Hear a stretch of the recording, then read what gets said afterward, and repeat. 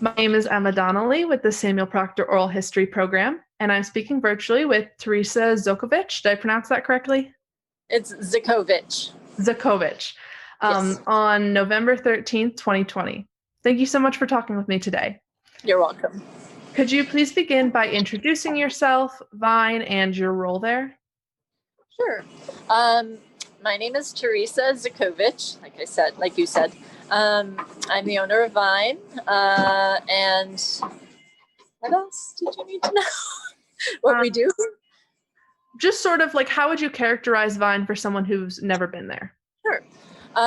Well, Vine is a bakery. We're an organic sourdough bakery, and we've been around for nearly 10 years, 9.5 years now. My husband and I started it pretty much out of our home, and we started selling organic sourdough breads at the farmers markets 9.5 years ago, and it kind of took off from there. That we kind of grew and built based on community demand.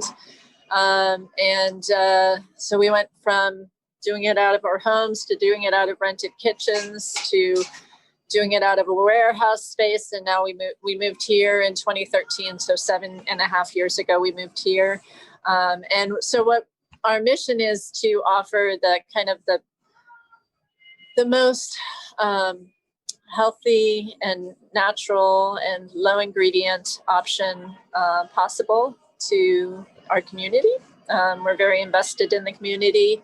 Both of us are longtime Gainesville residents, so we're very invested in the health of the community and offering the best thing possible. I think Dean really wanted to experiment with the sourdough breads because he got frustrated with what was available at the local grocery stores here. So anyway, that's maybe a little bit more than you bargained for, but that's about it.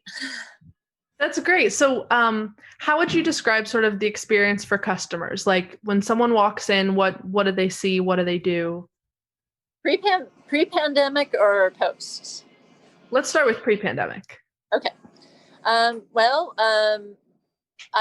not only want to provide the best and the healthiest and simplest product available to the community, but I also wanted to create a community space for folks here in Gainesville. And so we are here producing awesome, in my opinion, product.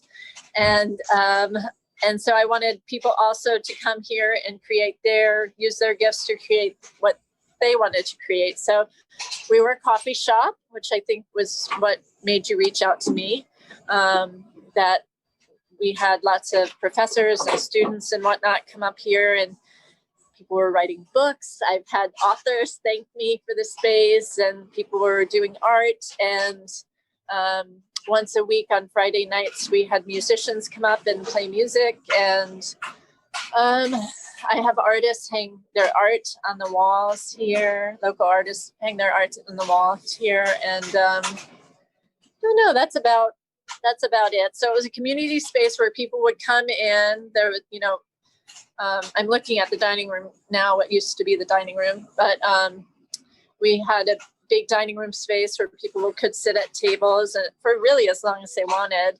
I created a pretty large outdoor seating space as well so that people could enjoy the gardens. Oh, and that was another thing about Vine, is I wanted to create a community garden so that we use the organic products from the garden, but also we can share we have shared products from the garden with other gardeners. I've had gardeners come in and give me advice or share their products or have discussions about that. So anyway, it's just a space where I invited the community to come in and share their gifts with us so that we could share our gifts with them.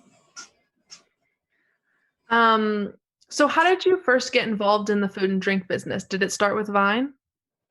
Yeah. Well, I mean, I guess most of my adult life I've worked in restaurants.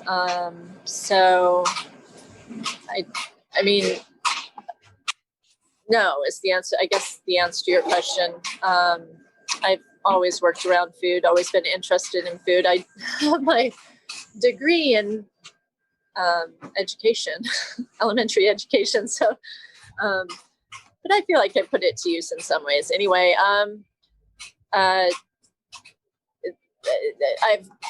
worked with Satchel for 8 years. I kind of helped him run the business end of things over there for 8 years, and ran the grant program over there and that sort of thing. And then I left there to come here. Could you describe your role at Vine, like your daily, weekly involvement?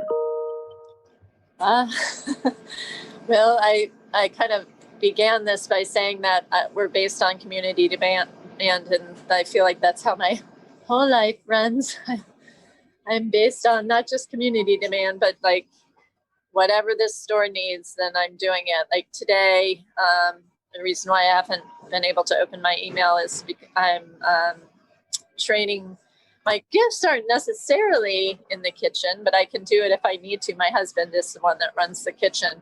But today I was training somebody in the lunch, making lunch in the kitchen today. So we were doing that since 8:30 this morning. So basically I take a long time to answer questions, sorry. But basically,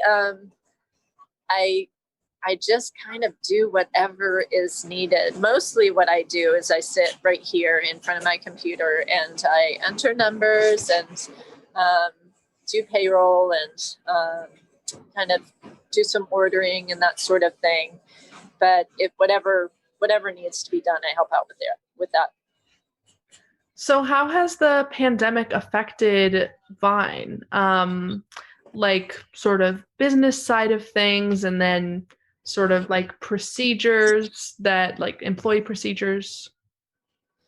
Well, initially, when the pandemic hit, I lost a couple of employees who weren't comfortable coming in anymore. And so initially we shut down we went from 6 days a week to 4 days a week. So that happened initially on the very first day that the county placed the order that we needed to not have large gatherings. I pushed all of the display, and that's why I said earlier that this used to be the dining room, because I pushed all of the display cases towards the front door or the front of the building. And unfortunately, right now, we're not inviting customers inside. We want to just try to do our part to keep everybody as safe as possible. We are already kind of set up to do a lot of retail service. And so we have masks available at the door, and people come in and get what they need. And they can either take it outside and sit at one of the tables outside, or take it home to, whatever makes them feel most comfortable and most safe. But there's no longer any indoor seating. So those were kind of the initial moves. And as far as how it's affected us, I think because we lost 2 days a week in the first couple of months, we went down to about 70% of normal business. And so that lasted maybe throughout the summer. And actually now I feel very lucky. We're very community driven, but it's because we're part of this Gainesville community machine that is so supportive of everything that we do here. And so now it's almost back up to normal again. People have kind of built their own routines and kind of understand how to work around this, and in order to keep their families safe and themselves safe and the people around them safe. And so, they come in and get what they need. They follow the rules for the most part, and they support us, and we're kind of back up to normal. How have customers reacted to the new measures that you've all had to take? Well, I would say maybe, I know Sasha's in front of me, and deal with most of my customers. I don't know if they would agree with me. Maybe you can give me a thumbs up or a thumbs down, Sasha, but I would say 95% of the people that come in the door are okay with you would. Yeah. Yeah.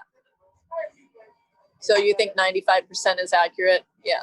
So yeah, Sasha agrees that about 95% of the people that walk in the door are super supportive, and if they forgot their mask or whatever, they just grab. We offer. I think I already mentioned that we offer masks at the front door, so they grab a mask, or if they don't feel comfortable coming in the door, they give us a call while they're sitting in the parking lot, and we'll just bring them what they need outside. However they want to do it, we're very happy to accommodate. So yeah, we about 95% of the people are very happy and very comfortable doing things in that way. And yeah, like Sasha said, there are a few people that get a little cranky with these rules, and only a few people walk away. Most people eventually comply. We had a person the other day who told us it was illegal for us to be asking for a mask. And so we wound up just trying to serve them as quickly as possible and get them out the door. But yeah, for the most part, everything's great.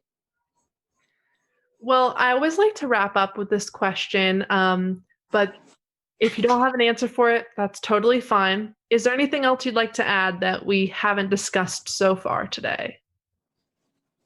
I mean, I think I talk a lot. I try to use a lot of words to get my points across, and I think I pretty much have given you the essence of how I feel about everything. I feel very grateful to the community. I want to support people like you who are trying to, produce and do your creative thing.